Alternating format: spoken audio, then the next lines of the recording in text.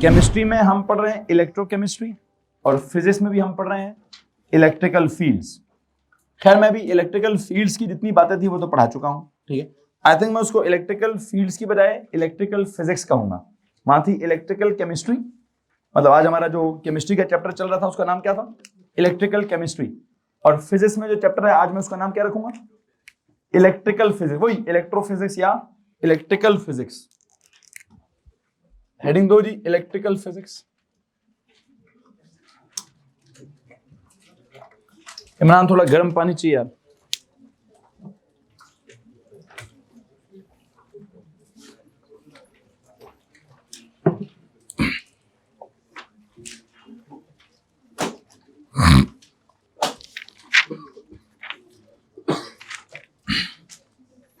जी तो भाई please tell me, electrical physics में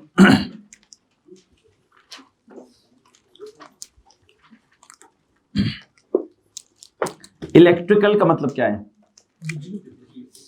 इलेक्ट्रिकल में इलेक्ट्रिकल करंट से बात स्टार्ट होती है, फिर वही बात है जो मैंने अभी आप आज केमिस्ट्री के लेक्चर में कहा, electrical current, electrical charge, electrical field, electrical field line, electrical field का पैटर्न, इलेक्ट्रिकल फील्ड की strength, electrical potential, electrical potential energy, electrical potential difference, in fact electrical potential energy difference या एनर्जी ट्रांसफर। खैर बहरहाल इस पूरी कहानी में से चार्ज वाली कहानी, चार्ज के इर्द गिर्द फील्ड वाली कहानी, या मैं देख लेता हूं कौन कौन सी टर्म्स देखनी मैंने। I think it is electrical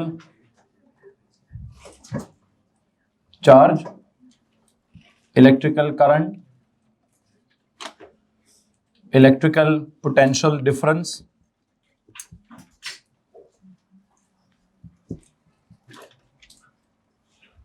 electrical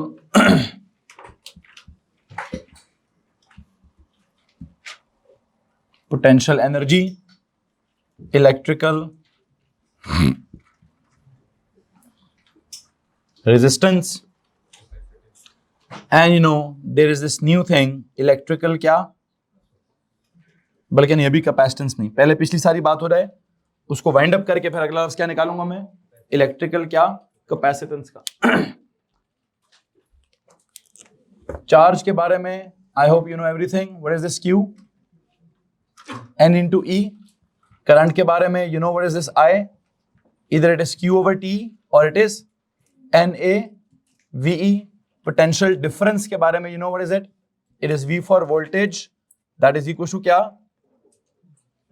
work done per unit charge। electrical potential energy के बारे में you know it is E for electrical potential energy, it is equal to क्या, V into Q या Q into V या Q into delta V, वो same equation चल रही है। इलेक्ट्रिकल रेजिस्टेंस के बारे में what is it, V is equal to I R, या R इज इक्वल टू क्या, V over I। Subject R को बना लें, R इज इक्वल टू क्या, V ओवर I, या फिर R का एक और फॉर्मूला होता था रो L ओवर A। वो जो रेजिस्टेंस ऑफ अ वायर की बात करते थे तो उसका फॉर्मूला क्या था, रो L ओवर A आता होता। अच्छा ये तो इलेक्ट्रिकल की टर्मिनोलॉजीज होगी।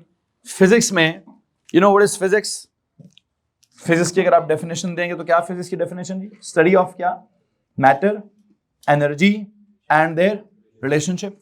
और उस मैटर, एनर्जी और देयर रिलेशनशिप की जो स्टडी है उसमें हम क्या पढ़ते हैं, एक्चुअल में फिजिकल क्वांटिटीज पढ़ते हैं। लाइक फिजिक्स को पढ़ने का स्टाइल क्या है, Physics is always about matter, it's about energy, it's their relationship, or it is the physical quantities जिनमें से there are some base और derived quantities, ये physics का स्टाइल है जी। और there are scalar और वेक्टर क्वांटिटीज। फिजिक्स वाला कहता है जी मैटर को पढ़ो या एनर्जी को पढ़ो।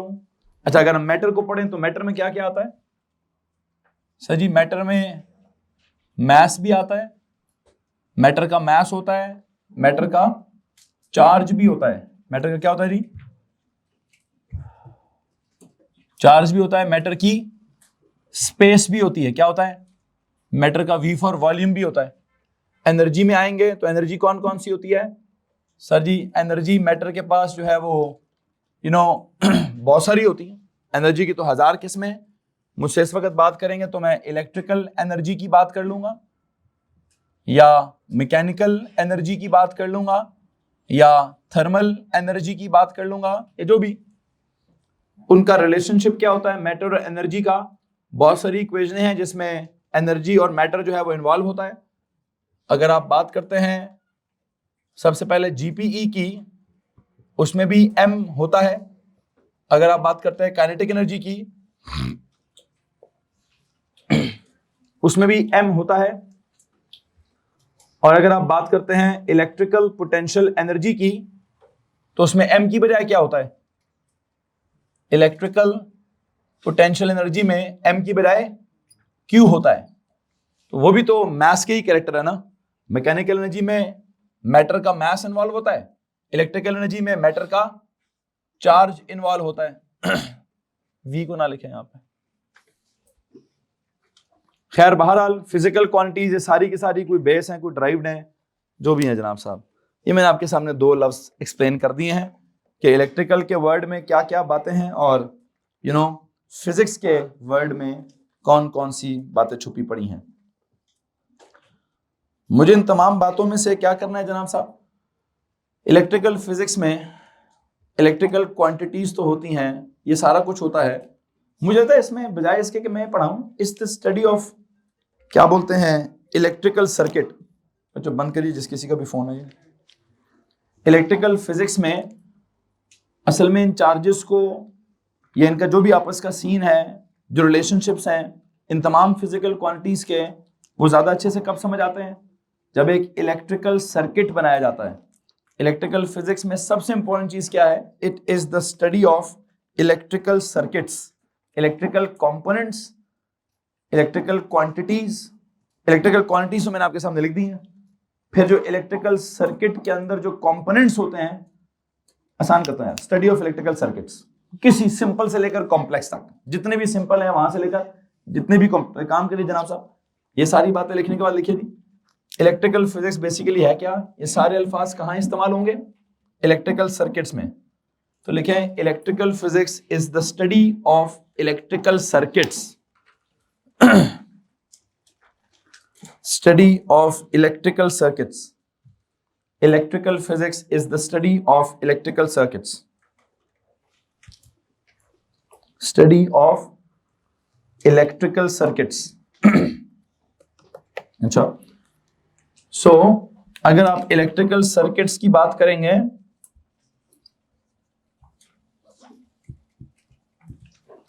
उसके बारे में आपने एक तो ओ लेवल में तो पढ़ा होगा ऑर्डिनरी लेवल का, लेकिन ए लेवल में बहुत ज्यादा एडवांस तरीके से आपने उसको बड़ी डिटेल से पढ़ा हुआ है इलेक्ट्रिकल सर्किट को। लेकिन आपने एएस लेवल में इलेक्ट्रिकल सर्किट में किस चीज पर ज्यादा जोर दिया है?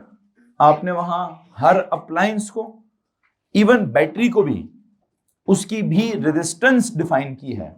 आपका पिछले साल का जो निजाम था इलेक्ट्रिकल सर्किट को लेकर, वो सर्किट की रेजिस्टेंस के ऊपर बेस्ड था कि किस किस अप्लायंस की कितनी कितनी रेजिस्टेंस है। जितनी उसकी रेजिस्टेंस होगी उसके हिसाब से उधर वोल्टेज ड्रॉप होगा, उसके हिसाब से उधर करंट ट्रेवल हो रहा होगा। ये जो वोल्टेज ड्रॉप होगा और करंट ट्रेवल होगा, उनकी जो रेशो होगी वो असल में उस अप्लायंस की रेजिस्टेंस के बराबर होगी। इस तरह से कुछ पढ़ा होगा। फिर आपने उस पूरे सर्किट पे सिर्फ ओम्स लॉ नहीं लगाया होगा, बल्कि किरचॉफ के फर्स्ट लॉ भी लगाया होगा और उसका सेकंड लॉ भी लगाया होगा।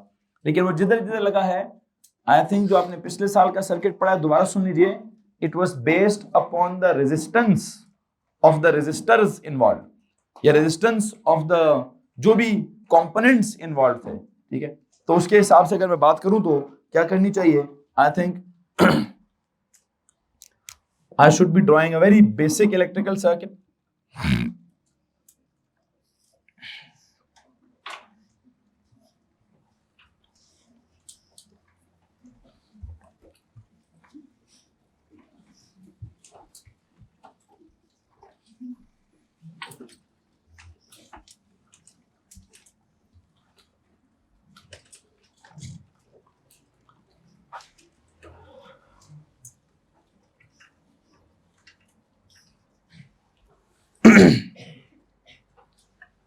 आई थिंक ये मैंने एक बेसिक इलेक्ट्रिकल सर्किट बनाने की कोशिश की है। मैं देखता हूं कि यहां पर आपको किस किस बारे में क्या क्या पता है। प्लीज टेल मी, ये क्या चीज है? बैटरी। आप बैटरी के लिए अगर मैं कहूं मैंने कोई दूसरा लफ्ज लिखना है तो प्लीज बता दीजिए, बैटरी है क्या चीज, क्या प्रोवाइड करती है? वोल्टेज प्रोवाइडर है। कौन है ये? बैटरी को हम क्या कहते हैं? वोल्टेज प्रोवाइडर कह सकते हैं, या आप इसको वोल्टेज प्रोवाइडर कह दीजिए, पावर सोर्स भी कहते हैं, पावर सप्लाई भी कहते हैं। क्या कहते हैं? या आप इस बैटरी को बैटरी कहिए या इसको आप पावर सप्लाई कहिए।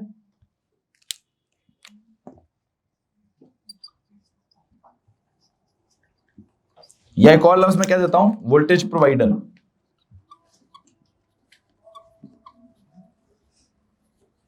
ओके, बैटरी के साथ पावर सप्लाई या वोल्टेज प्रोवाइडर। फिर बैटरी का ये कौन सा टर्मिनल है? पॉजिटिव। और ये कौन सा टर्मिनल है? नेगेटिव। ये क्या चीज है? This is the switch. इस स्विच का क्या सीन है? या इसका सीन ऑन है या इसका सीन ऑफ है। ऑन कब होता है? जब दोनों डॉट्स यूं जुड़े हों। ऑफ कब होता है? जब ये यूं हो, जब दोनों आपस में कनेक्टेड ना हो तो ऑफ होता है। ये जो लगा हुआ है ये कौन है जी? नहीं, दिस इज एमीटर। एमीटर क्या चीज है? वैसे अगर एमीटर बहुत सेंसिटिव हो तो उसको क्या कहते हैं? उसको कहते हैं जी गैल्वेनोमीटर।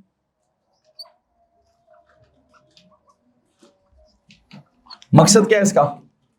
या तो करंट को सेंस करता है या करंट को मेजर करता है।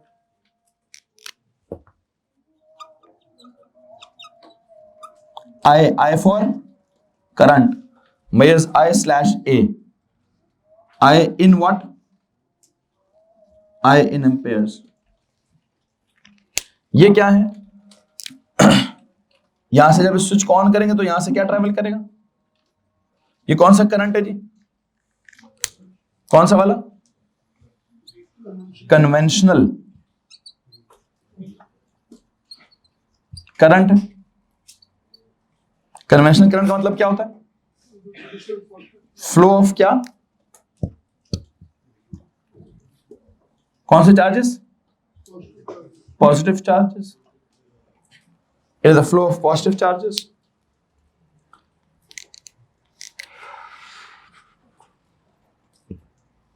ये जो फ्लो ऑफ पॉजिटिव चार्जेस है इसका बस सिंपल इतनी बात ही काफी है। सिंबल क्या है? आई स्लैश यूनिट क्या है? एम्पेयर। आगे चलें जी। ये क्या चीज है? हाँ जी, नहीं ये this is fixed resistor. What is this? This is a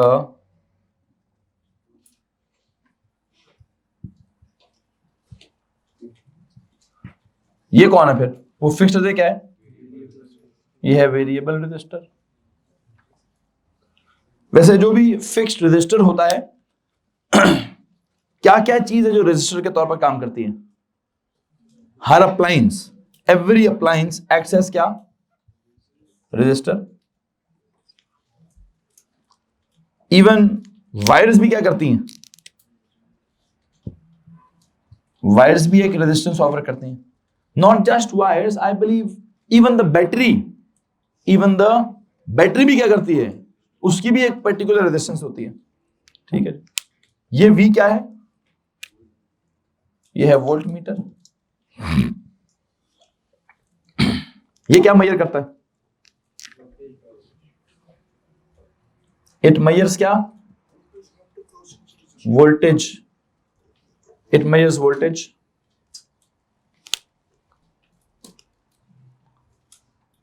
it measures voltage, ठीक है। ये जो रजिस्टर है जिसको आपने फिक्स्ड रजिस्टर कहा है या अप्लायंस कहा है या वायर्स का, क्या मैं कह सकता हूं दिस इज वोल्टेज ड्रॉपर, यहां पर वोल्टेज ड्रॉप होता है।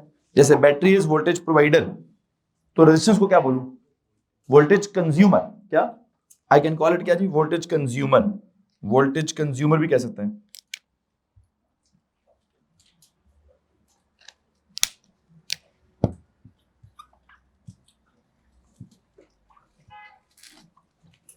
अच्छा जी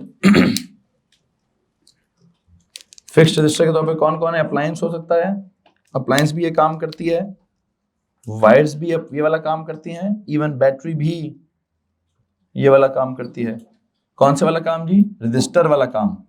क्या है रजिस्टर वाला काम, वोल्टेज कंज्यूमर वाला काम। इनकी एक पर्टिकुलर रेजिस्टेंस होती है और इनकी रेजिस्टेंस का क्या सीन है, इसका जो आर है, इसका जो आर है बच्चों वो किसके बराबर होगा, जितना इधर वी ड्रॉप हुआ है और जितना इसमें करंट एंटर हुआ है V डिवाइड बाय I, उतना इसका R है जी। ये वेरिएबल रजिस्टर क्या करता है,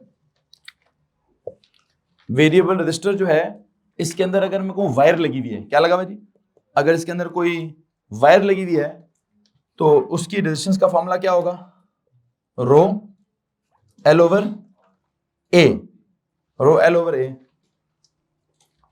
तो रेजिस्टेंस के चेंज होने से इसकी रेजिस्टेंस कैसे चेंज करते होंगे, वैसे रो तो चेंज नहीं होता, एरिया भी चेंज नहीं होता, आई थिंक लेंथ को चेंज करते होंगे जिससे रेजिस्टेंस क्या हो जाती होगी, चेंज हो जाती है। और अगर रेजिस्टेंस चेंज हो गई तो उससे क्या होता है, it controls the current in the circuit. कैसे, ओवरऑल रेजिस्टेंस को अगर ज्यादा कर दिया जाए तो पूरे सर्किट का करंट कम हो जाएगा, अगर ओवरऑल रेजिस्टेंस को कम कर दिया जाए तो पूरे सर्किट का करंट ज्यादा हो जाएगा, तो इसको हम कहते हैं it controls the current of the circuit. जो वोल्ट मीटर है उसके साथ एक तीसरी चीज दिखवानी है मैंने, पहले लिखा वोल्ट मीटर फिर मेजर्स वोल्टेज, कनेक्टेड कैसे होती है ये, it is always connected in parallel, जहां भी निकालना है इसको पैरेलल में कनेक्ट करते होते हैं।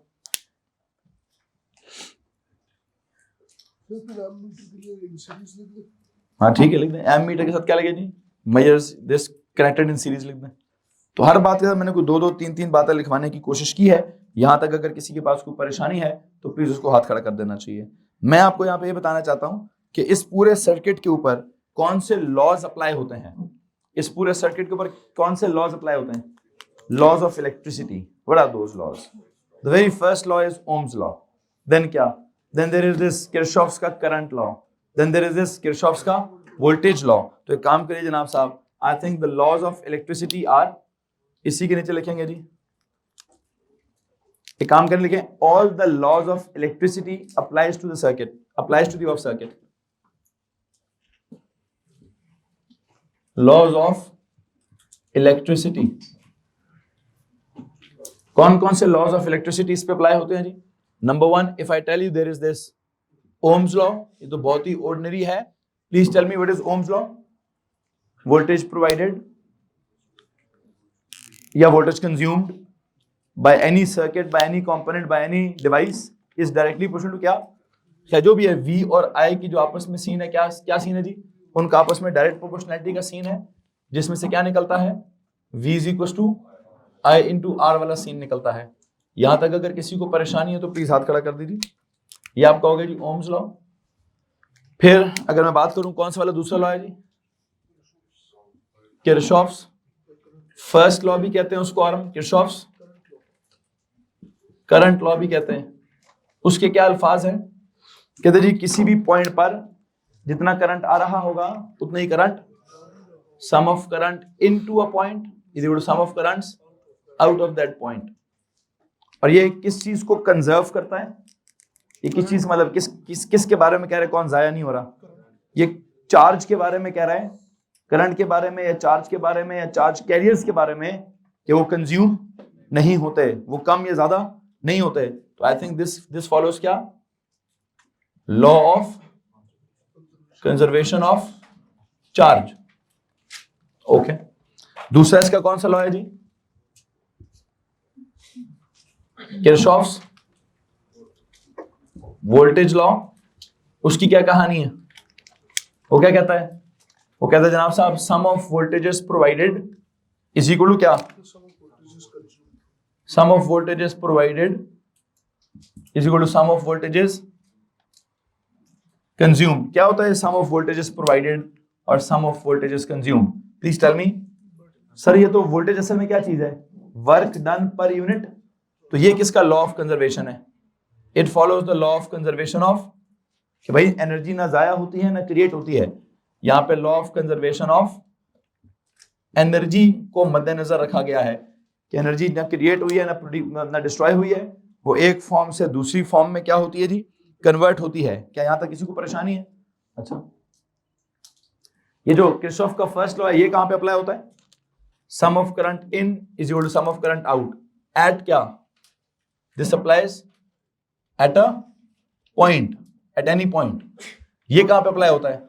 सम of voltages provided is equal to sum of voltage consume in what? In a closed loop. इसमें इसके अप्लाई होने के लिए लूप होना जरूरी है, इसके अप्लाई होने के लिए कोई भी पॉइंट जरूरी है, कोई भी पॉइंट हो सकता है।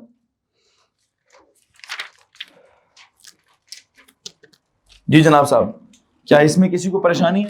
इन्हीं बातों को फॉलो करते करते आपने क्या सिचुएशन डेवलप की थी? सीरीज मतलब इन दोनों लॉज को अगर अप्लाई करें तो सीरीज सर्किट में क्या निकला है? Applying the above laws on क्या? एक तरफ ले दीजिए सीरीज कॉम्बिनेशन,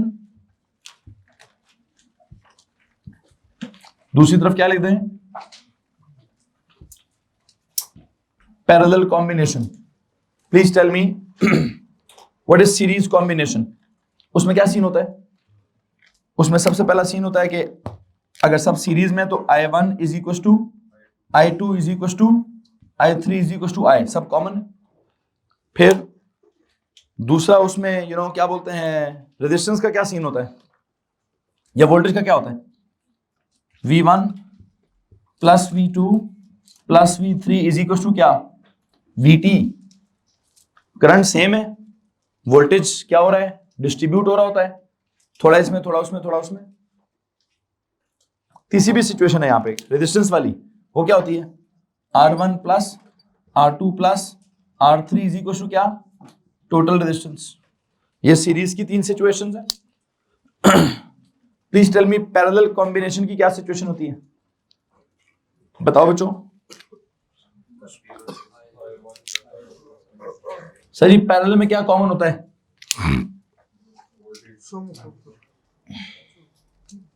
वहां वोल्टेज सेम होता है। V1 equal to V2 equal to V3 equal to क्या? जो भी टोटल वोल्टेज था उसके बराबर होता। फिर वहां करंट्स क्या होते हैं?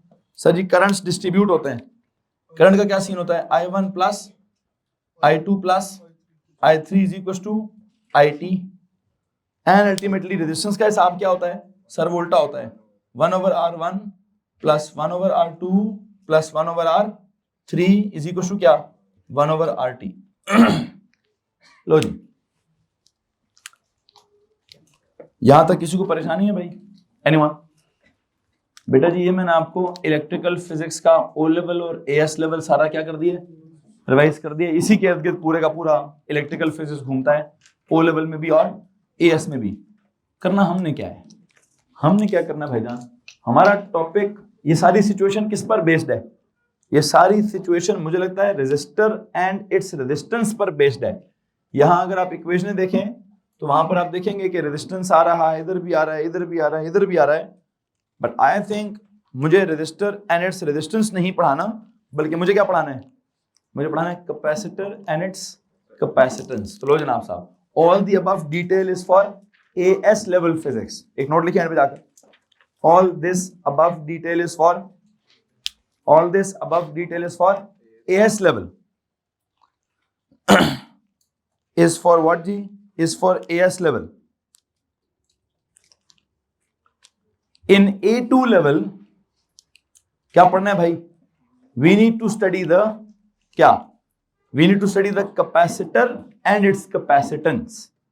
इन A2 level we need to study what? The capacitor and its capacitance. Hello जी, कैपेसिटर और कैपेसिटेंस पढ़ना है हमने A2 लेवल पर. तो लो जनाब साहब, ये आपकी जो मैंने हेडिंग कैपेसिटर एंड कैपेसिटेंस बनाई है, इसका लेक्चर स्टार्ट करेंगे अपने नेक्स्ट लेक्चर में. अभी मैंने क्या कर दिया है, आपके सामने पूरे का पूरा क्या बोलते हैं AS जो है वो रिवाइज कर दिया है. आप में से किसी के पास अगर कोई सवाल है तो प्लीज आप हाथ खड़ा कर सकते हैं. चलो जी, दैट्स इट.